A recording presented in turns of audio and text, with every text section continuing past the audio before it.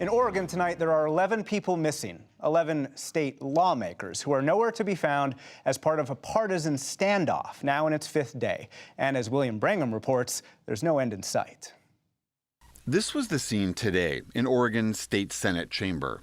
Once again, much emptier than normal. The body's 11 Republicans did not show up for work again after launching a walkout 5 days ago to stop the state Senate from acting on a contentious climate bill. That bill would make Oregon just the second state in the nation to put in place a so-called cap-and-trade system to try and limit the carbon emissions that are driving climate change. The State House has already cleared the bill with strong backing from environmental groups. But opponents, which include workers in the state's logging industry, rallied at a weekend protest at the state capitol, saying that a cap-and-trade system would hurt certain industries. This bill is going to destroy the logging industry, and frankly, it's going to make people like me, who are a wildland firefighter, it's going to make our jobs more deadly.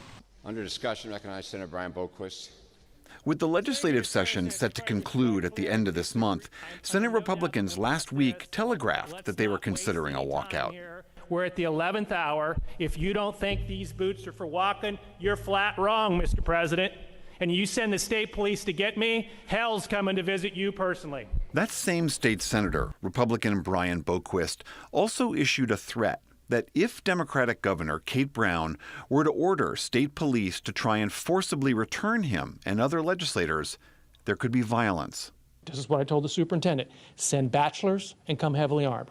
Brown has, in fact, ordered state police to bring back the senators who walked out. Senate Republicans failed to show up and failed to do their jobs. She's also said she'd force lawmakers to convene even if the clock on the legislative session runs out. For the PBS NewsHour, I'm William Brangham.